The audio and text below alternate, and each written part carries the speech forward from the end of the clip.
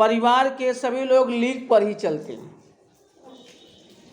लीके चले पूत माने माँ का बेटा, पिता का बेटा भी क्या करता है, उसी रास्ते पर चलता है।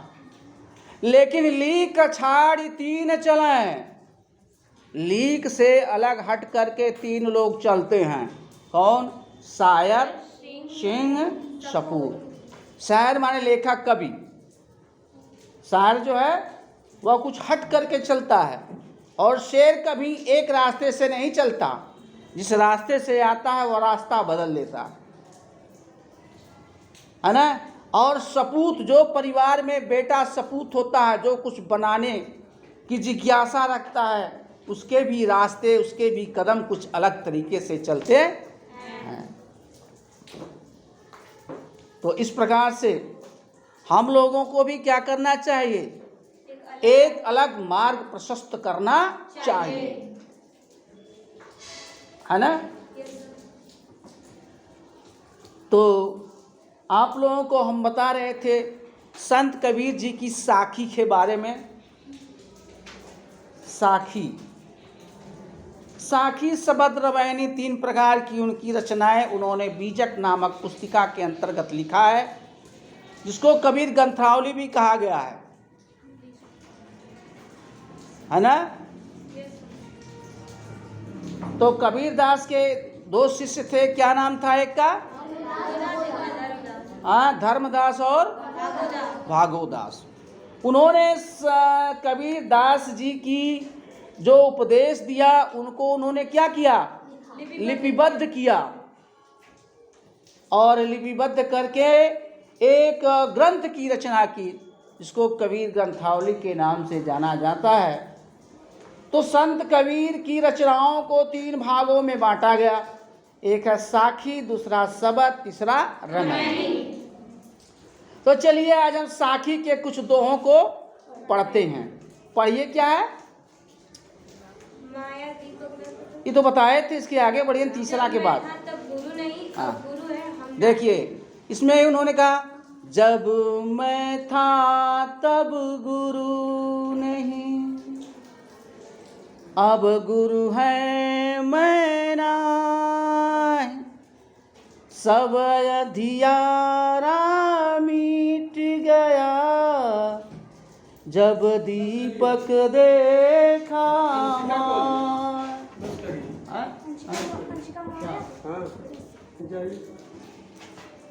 आप जितना वीडियो चलाते हैं हम भी लाइक कर देते हैं। देखिए उन्होंने क्या किया कि सब अधियारा मिट गया, जब दीपक देखा माँ।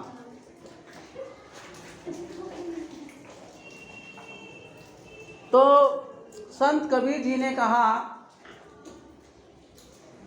क्या बोले, जब मैं था, अर्थात मेरे हृदय में, मैं माने क्या आता है, अहंकार, घमंड, है ना। जब मैं था माने अहंकार, घमंड, तब गुरु नहीं, या हरि नहीं, ईश्वर नहीं। जब मैं था तब गुरु नहीं, अब हरि है मैं ना। अब मेरे हृदय में भगवान का वास हो गया है, ईश्वर का वास हो गया है, गुरु का वास हो गया है, उस पथ प्रदर्शक का वास हो गया है, जो हमें ज्ञान दिखाता है, ज्ञान के रास्ते पर ले चलता है ना। अब अहंकार मेरे हृदय से सारे मिट गए, अब गुरु है मैं ना, और सब अधियारा मिट गया, जब दीपक देखा मान। जब गुरु के दर्शन मात्र से ही हमारे सारे मन के कलुष क्या हो गए, धुल गए, मिट गए, समाप्त हो गए।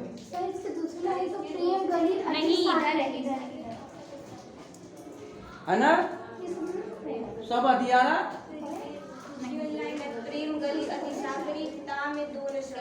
हाँ, तो कहानी बताएं आप लोग, कोई बात नहीं। प्रेम गली अति साकरी, तामे दूजा न समाय। जो प्रेम का रास्ता है ईश्वर तक पहुंचने का, वह बड़ा सकरा है, उसमें पतला है ना, उसमें एक साथ दो लोग नहीं जा सकते।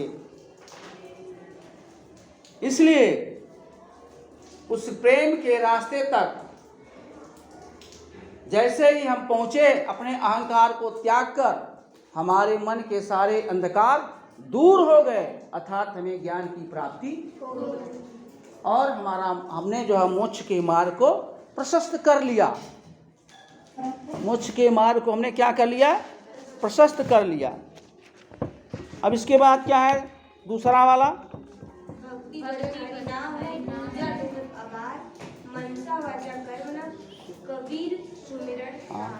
भक्ति भजन हरि नाम है, दूजा दुख पार, मनसा वाचा कर्मणा, कबीर सुमिरत सार। संत कबीर जी कहते हैं कि भक्ति और भजन ही ईश्वर का सच्चा नाम है। ईश्वर के नाम के अलावा अगर हम किसी दूसरे का नाम लेते हैं तो हमें पीड़ा ही देता है, कष्ट ही देता है, अर्थात वह हमें दुख ही प्रदान करता है। तो राम नाम का जो शब्द है यही सबसे सर्वोपरि। इसके अलावा अगर हम किसी का नाम लेते हैं तो हमें दुख देता है। जैसे बेटे का नाम लें, बेटी का नाम लें, किसी भाई भतीजे का नाम लें, अपने दुश्मन का नाम लें, अपने दोस्त का नाम लें, जिसे भी हम याद करते हैं उसकी याद में हम दुखी ही होते हैं। लेकिन एक भगवान का नाम ही एक ऐसा है जिसको लेने के बाद हमारे सारे दुख दूर हो जाते हैं, है ना। हमारी आंखों के सामने छाया हुआ अंधेरा दूर हो जाता है और हमें एक नया रास्ता दिखाई देने लगता है। तो ही कह रहे हैं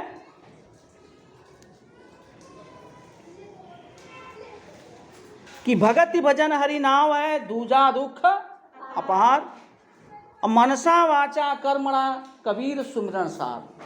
कहें जो मन से, मनसा माने मन से, वाचा माने वाणी से, कर्मणा माने कर्म से, मन से, वाणी से, कर्म से, तीनों से लगनशील होकर के जो व्यक्ति हमें याद कर देता है वही सच्चे भजन का रास्ता है, सच्ची भजन है, सच्ची भजन करने का मंत्र है, वही सच्चा मंत्र है। मनसा वाचा कर्मणा, मन से, वाणी से और कर्मों के माध्यम से हम ईश्वर को जो याद कर लेते हैं वही सबसे बड़ा महामंत्र है और उसी से हमें मोक्ष प्राप्त हो सकता है। आगे देखिए।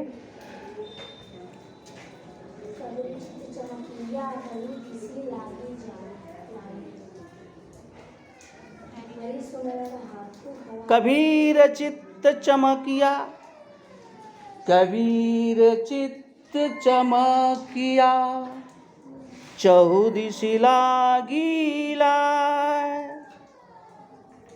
हरि सुमिरन हाथु घड़ा, बेगे हुले बुझा।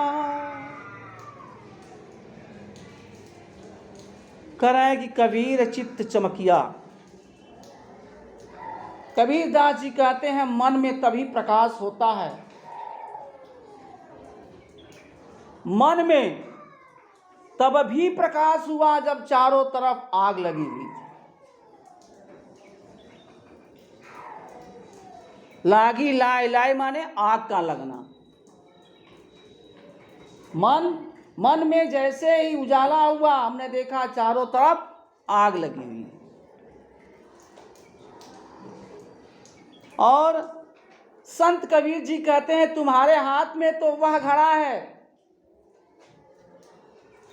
कबीर सुमिरन हाथू घड़ा, स्मरण करने का, भगवान करने का जो घड़ा तुम्हारे हाथ में है, अरे उस घड़े का इस्तेमाल करके क्यों नहीं जलती हुई अग्नि को बुता लेते हो? उस जलती हुई आग को स्मरण रूपी घड़े से क्या करो? जल्दी से बुझा दो।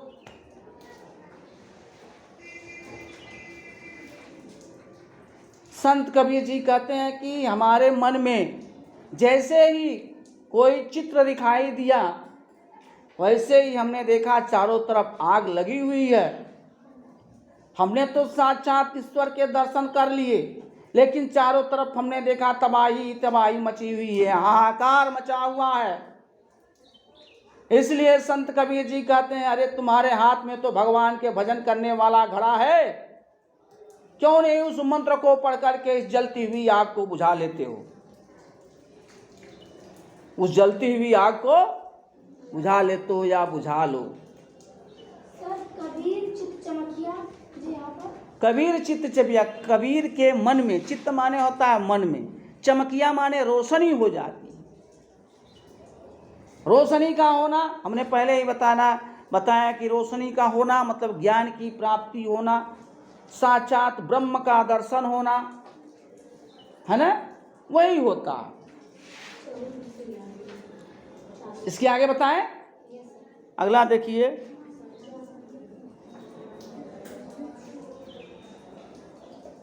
अंखड़ियां जाई पड़ी पंथ निहारी निहार, जी भड़िया चाला पड़ा, राम पुकारी पुकार। जब तक हमें अपने इष्ट का दर्शन नहीं हो जाता, तब तक बड़ी मायूसी छाई रहती है। व्यक्ति को लगता है उसका सारा जीवन निरर्थक चला जा रहा है, अभी उसे कोई सार्थकता नहीं दिखाई देती, तो बड़ा मायूस होता है, बड़ा नर्वस होता है। किसी चीज़ को पाने के लिए हमें मन से, वाणी से, कर्मों से, तीनों के माध्यम से जब संघर्ष करना पड़ेगा, तभी हम उस वस्तु को प्राप्त कर सकते हैं। इस प्रकार से हरि के जब भगवान का जहाँ हमें दर्शन प्राप्त करना है, भगवान की प्राप्ति के लिए तो हमें कठोर परिश्रम करना पड़ेगा। आज से पहले तमाम प्रमाण ऐसे प्राप्त हुए हैं, लोग जलती हुई अग्नि पर बैठे हैं, कांटों के ऊपर सोए हैं, अपने पूरे शरीर को क्या कर दिए हैं? जला दिए हैं, जमीन में गाड़ दिए हैं, राख पर सोए हैं, पानी में डुबकी लगाए हैं, कहीं बड़ी मुश्किल से ईश्वर की प्राप्ति। इसलिए कह रहे हैं कि अंखड़ियां झाई पड़ी पंथ निहारी निहार। पंथ माने होता है रास्ता, अंखड़ियां माने आंखों में, छाई माने अंधेरा छा जाना या आंखों के ऊपर कालिख जम जाना। रास्ता देखते देखते क्या हुआ? आंखों के ऊपर काली परत जम गई, कालिख लग जाना, है ना, आंखों की रोशनी कम हो जाना।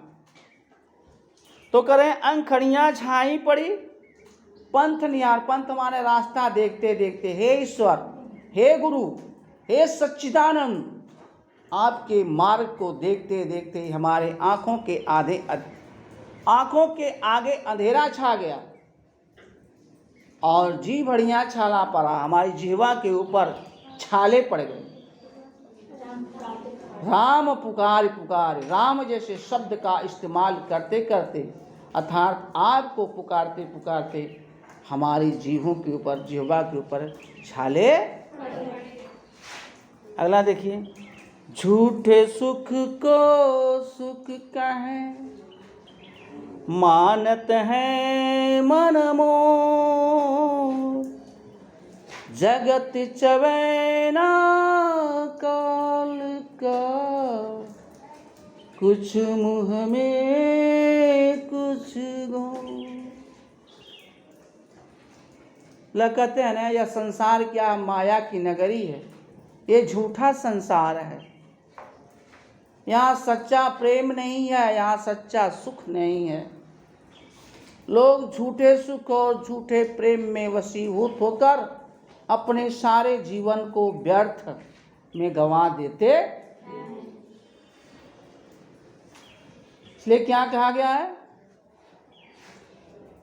कि झूठे सुख को सुख कर, जो आर्टिफिशियल है, जो क्षण मात्र के लिए सुख देता है, बाकी जीवन दुख ही दुख है, तो उसी सुख में सभी लोग क्या करते हैं, अपने को सुखी मानते हैं। अब मानत है मनमोद, मोद माने आनंद की प्राप्ति, आनंद का अनुभव करते हैं। उस मोद को क्या करते हैं, आनंद के रूप में लेते हैं कि अरे बड़ा सुख है, हमने एसी लगा दिया है, दिन भर उसी में सोए रहते हैं। और लेकिन उन्हें यह पता नहीं कि जगत चबैना काल का। जगत माने यह संसार, चबैना माने क्या है, लोग पहले खरमेटावन कहते थे देहात में, है ना, जो मंजन करने के बाद और दाना और वगैरह वगैरह लोग खाते थे, है ना, रस दाना जो करते थे उसी को कहा जाता है चबैना। माने चबाने वाली चीज, दाना मान लीजिए, चना जो कुछ ही। तो जगत चबैना काल का, यह संसार क्या है, चबेना है, नाश्ता है, किसका, काल का। काल माने मौत का, काल माने मौत का। मौत का क्या है, आहार है, भोजन है, नाश्ता है। तो नाश्ता जिसे आदमी करता है, कुछ मुंह में है, कुछ उसके हाथ में है या उसकी गोद में है। तो जगत चबैना काल का, यह संसार जो है काल का चबैना है, कुछ उसके हाथ में, कुछ उसके मुंह में है और कुछ उसकी गोद में है। कुछ मुंह में कुछ गोद, कुछ उसके मुंह में है, कुछ उसकी गोद में। समझ में आया? एक और देख लीजिए उसके बाद। जब मैं था तब हरि नहीं, अब हरि है मैं ना, सब अधियारा मिट गया, जब दीपक देखा मां। फिर वही बात उन्होंने कहा, जब मैं माने अहम या घमंड या अहंकार, जब मेरे अंदर मैं था कि मैं सब कुछ कर सकता हूँ, मैं तहस नहस कर सकता हूँ, मैं मिटा सकता हूँ, मैं सबका लूट सकता हूँ, मैं सबको मार सकता हूँ, यही जो मैं, ये मेरा है, सब कुछ मेरा है, मैं इसी को बोलते हैं ना। तो जब मैं था, मेरे अंदर अहंकार था, तब क्या है, तब ईश्वर हमें दिखाई नहीं दिए। भगवान ने कहा, जाओ अनर्थ कर रहे हो तो तुम करो, तुम्हें इसका दंड एक दिन अवश्य मिलेगा। तो जब मैं था तब हरि के मुझे दर्शन नहीं हुए, अब तो मैंने हरि को प्राप्त कर लिया है, इसलिए मेरे अंदर का जो मैं है वह दूर चला गया है और सब अधियारा मिट गया। जो मेरे हृदय में कलुष भाव थे, पाप था, मिथ्या थी, चोरी थी, डकैती थी, व्यभिचार था, लालच था, तृष्णा थी, सब क्या हो गई, दूर हो गई, है ना। जब दीपक देखा मां, जैसे ही हमने ईश्वर रूपी दीपक को देखा, हमारे मन के सारे अंधकार दूर हो गए और प्रकाश ही प्रकाश भर गया। अर्थात हम इस समय क्या है, स्वच्छ है, निर्मल है, अहंकार विहीन है और साक्षात हम ईश्वर के दर्शन प्राप्त कर रहे हैं। ठीक है, यही है आप लोगों का। ठीक है, आप कल जो बताएं।